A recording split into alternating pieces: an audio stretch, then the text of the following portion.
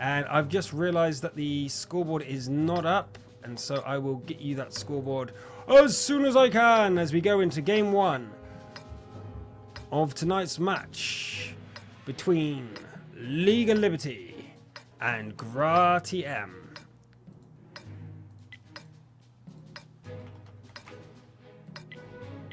And oh, goddamn settings. This thing never, ever remembers my settings, and I have to always reset it up. But here we go into the game. You guys can see it better than I, because right now the scoreboard has gone wrong. GRAtm, low team 1. Show overlay. Yes, it's going. Battle layout. There we go. And we see pushing going on here as the Bison is getting a lift by Dynamo. And let's see what we can do. Oh, Christ. We got a new upgraded camera today, and it's changed the controls. So if I'm not so hot on the camera for the next game, that's why. Although I'm going to try and fix it between this match and next. But the APO for GRAtm has gone to the middle with Missy Rock and the T71 on the far side. We have the rest of the team pushing forward. This is very standard sort of tactics we've seen thus far on Abbey. So we'll see if the other team will do the same. League of Liberty, the standard tactic using for their lineup would be push the T69 up the front there. Lucky Russia, though, immediately going down the other side, which is actually really surprising, finding Missy Rock on her own, or his own, and realizing that, hey, I'm in an AMX 3090, this is only a T71. I could take this guy out if he is alone. But the Lorraine will also be able to back him up and try and get some damage on Missy Rock. In the meantime, his teammates probably don't know exactly what to do.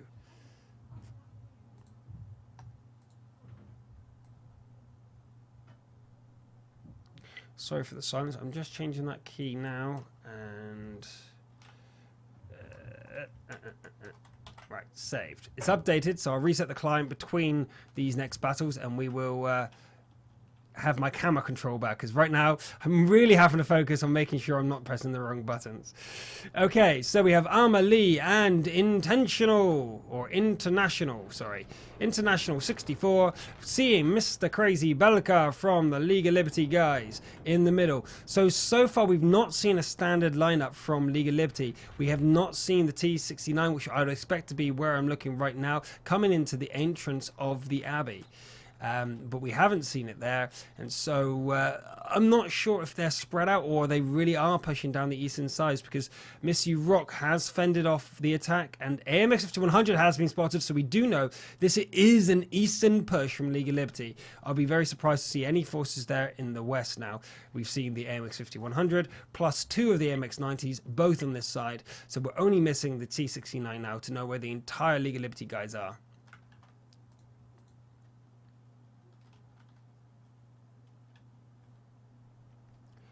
So we see that Dynamo is going to move up now. Now they have the extra information of where things are.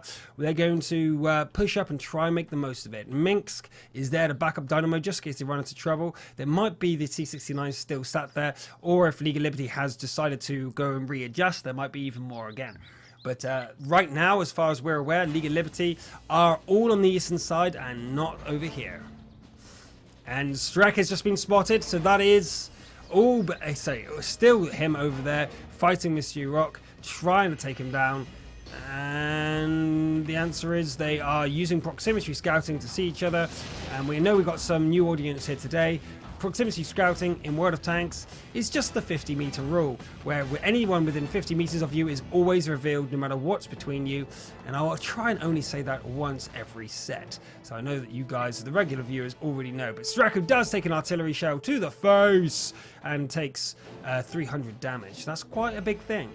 HP is so important not to lose early on in the game, where you take a couple of hits. Most people have this feeling in the pubs, in the matchmaker, where you take 1 or 2 hits and everything's fine. And you're like, oh, well, I've got loads of HP left. And you only start to play really seriously when you go down within 1 or 2 shots of dying. I know I go into that little self of sense of security when you have max HP. I'm invincible, I've got 1400 HP, bang, bang, bang, bang, oh god, I'm at 100 HP. Then you start playing seriously and you survive for ages on 100 HP, but that's the end of that. And International 64 must be spotted and takes a shell.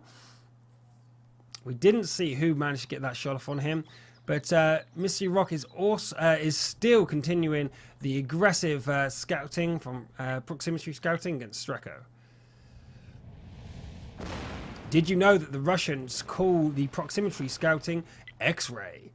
Although I don't like to think of it as X-ray, I like to think of it as like engine noise, you hear them, so I call it proximity scouting, and I also know that the rest of the EU casters call it proximity too. Or proxy.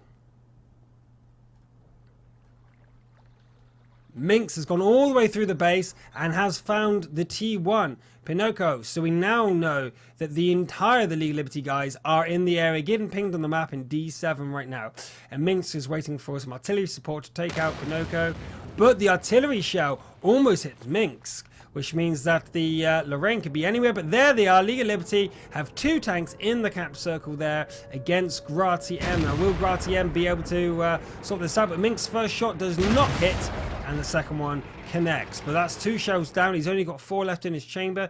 Will he reload or not? That might be the question. Oh, wait! Running straight into Streko, who's already heading back. First shot goes out. Second, he's got 2 left. Will he get them off? 1... And missing that shot is going to mean that he will not be able to kill Streko, and he dies himself. That's why it's so important as an autoloader to hit every shot. He could have killed Streko instead of being killed himself. 66 HP, Streko's on. Again, he wouldn't have been anywhere near to death if he hadn't been hit by artillery earlier. So you can see how close that battle was from earlier decisions. If Streko hadn't missed his earlier shots, so not Streko, if Streko hadn't taken the earlier shell to the face, he wouldn't have been close to dying.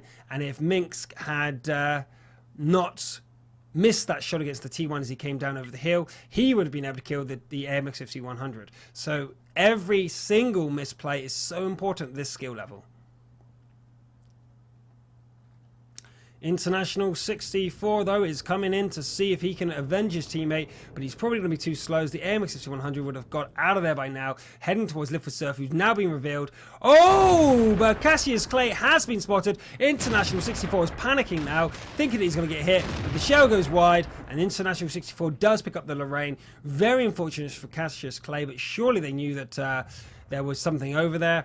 Armour Lee, that was getting pounced upon by Streko, Lucky Russia, and Crazy Balka. He's probably going to go down very quickly with Lucky Russia. Oh, wait, Lucky Russia goes down. No, great aiming here by Red Rush Gra. They knew exactly where to be aiming and takes out both the AMX-50 and the AMX-1390 with concentrated fire, losing only 1 tank in the process. That was a game-winning move there from GRAtm. That was fantastic teamwork from them. Crazy Balka has to get out of there. No ammo left, but I don't think that Dynamo nor International 64 has any ammo either. Wait, Dynamo definitely does. He's stopping to shoot. Will he connect though, or will he be blocking his shots? And International takes a lot of damage there. Was it flame damage, or was it just ramming? I think it was just ramming damage.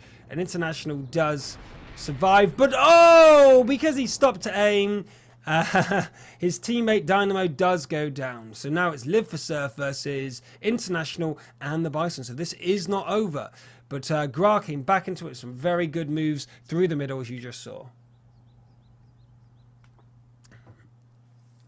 Nice.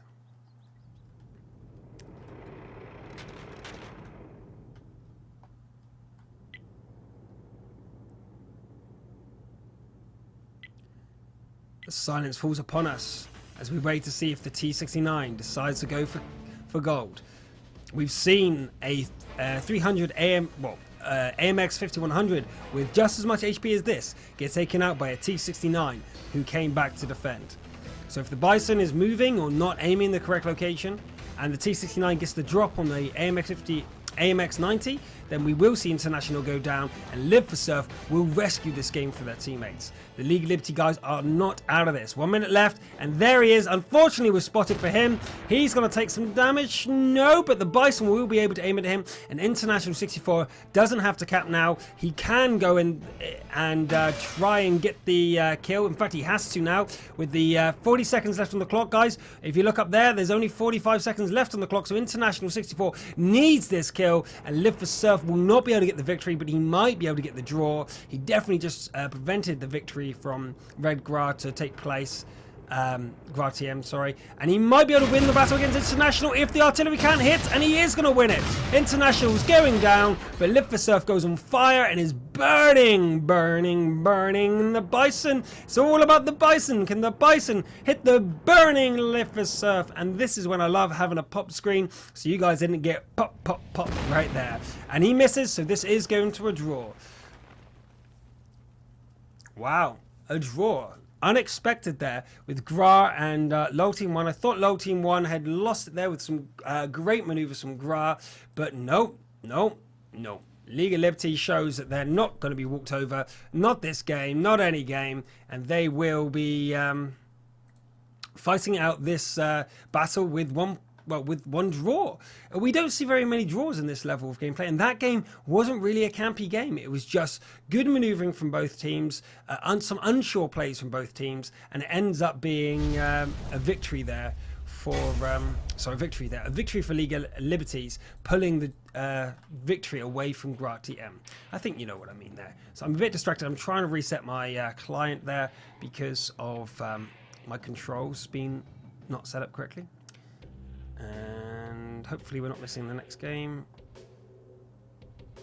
Checking my messages.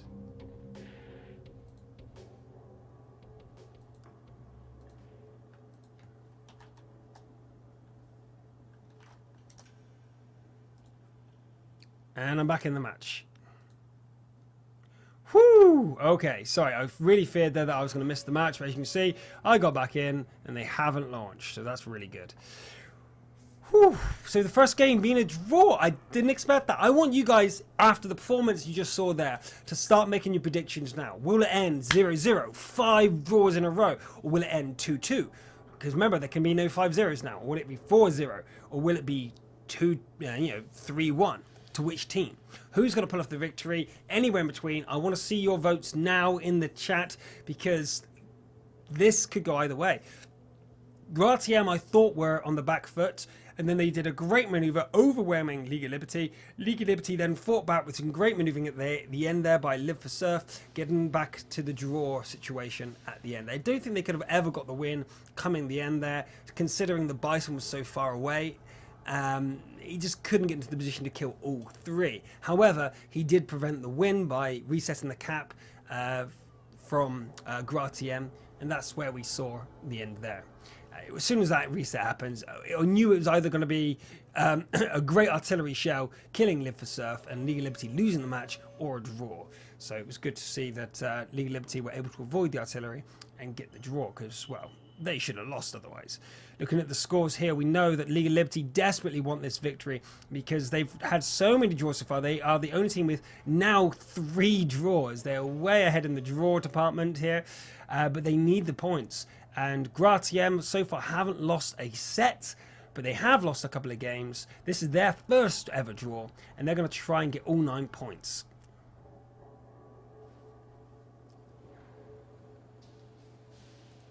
Sorry if I'm not talking, guys. I actually forgot to get my water. I've only got my coffee.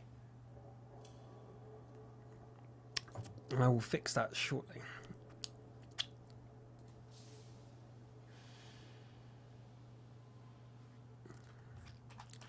Right, we are going to go into the next game. I'm sorry I'm really quiet, guys. When I have to operate the entire stream, I have to do the organising, the talking to people, get into the games and everything like that at once. So there will be some downtime in the talking as I try and type away, getting things organised and set, and updating the splashes, updating the previous next bars. That's all done by me, guys. No one behind the scenes is doing all that. Although they originally were done by other people, I do them on the day. So if I go quiet or I'm not talking about the games, that's because I am actually trying to update the logs and stuff so that we get into the next game and all the displays are visually awesome for you guys. Low Team 1 versus GRAtm. Cool. And they are saying row. I'm going to say row 2. Going again. I said row 2. I'm actually creating a cheat sheet for Russian, so that I can actually copy paste a few commands to them saying, hey, I know Russian. Okay.